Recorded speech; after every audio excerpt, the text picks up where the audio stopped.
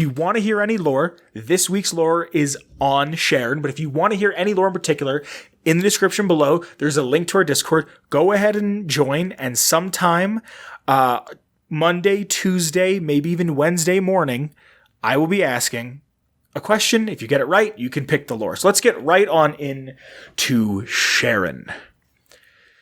Charon is a ghoul, a bouncer, and a possible companion in the Ninth Circle in Underworld in 2277. He's quiet and intimidating. He's the personal bodyguard and the soldier for Azrakal. I want to just say real quick right now. I just put 6 words together. Azrakal might be the coolest name in all of Fallout 3. He's a piece of shit. I'm going to talk a bit about him being a piece of shit in a little bit, but Azrakal is the coolest name. Azrakal will send Charon away every few days, strapped to the gills with weapons, and he always comes back with a sack filled of caps. Charon is loyal to whomever is the holder of his contract. We're going to talk about the contract and kind of the implication that it holds a little bit later. Not much is known about Charon's past, but if you ask Azrakal, he'll tell you that Charon was raised by people who brainwash him to be loyal to whoever holds his contract. Azrakal states that Charon did something in the past to deserve this sort of life, and he refers to him as an employee and not the slave that he is. Charon I like a lot because he's quiet. He kind of just does what he has to do. He's very pragmatic in that sense. Him being a ghoul makes him at least 200 and something years old, which I'm always a fan of. There's a ton of knowledge there. There's a ton of fun to be had with something like that. But in game, if you go into the Gex settings or to the player dot or tilde player dot change whatever or add height, subtract height, whatever it is, everybody's set at 1.0, but Charon is placed at 1.11, so 1.11, and he's the tallest NPC in the game at like 6'8". I'm gonna get more into fun facts later, but I just thought that would be imagine just this ghoul with ghoul features, and I gotta say Fallout 3 had way more gruesome looking ghouls. I think maybe that's another thing I like about Fallout 3 so much, is the ghouls in Fallout 4 just kind of look like raisin people without noses. Where in Fallout 3, you got to see like viscera. Like you got to see their faces like drained of all color and the veins that are still there and the voices are always gruff and gravelly. Shit like that I really like.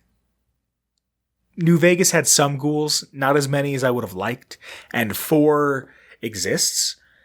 But to get back to Charon, the lore on Charon, by either killing Greta, which is a quest you can go on for Azrakal, or paying an amount of caps, the player character can acquire Charon's contract. Now, if you take the offer, Charon will kill Azrakal on the spot in front of everyone. Because he is no longer under contract, he'll do this and say Azrakal was an evil bastard. That being said, of Azrakal just murdering a man that he used to work for, I mean, justifiably, to be honest, he treated him like absolute garbage. He has his own moral code, and if you steal from Underworld, he will go hostile, and if you kill good NPCs, he also will go hostile. The thing that sucks about Fallout 3 companions is they don't really have super long quests.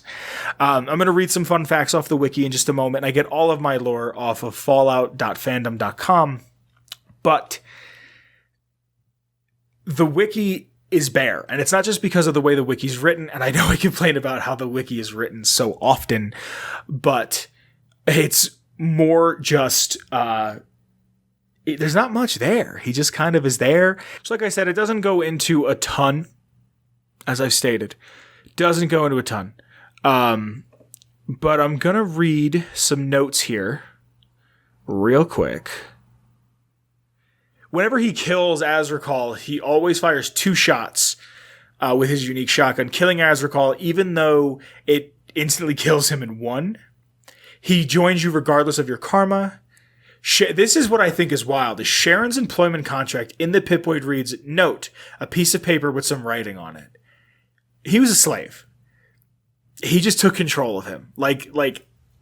I don't know. I just don't believe that he genuinely was in some sort of slavery with a contractual slavery. I think it was something else. I don't know. I can't prove it. That's what I think. He's the only companion competent with explosives. If given standard grenades, he will effectively use them when enemies are taking cover in order to flush them out.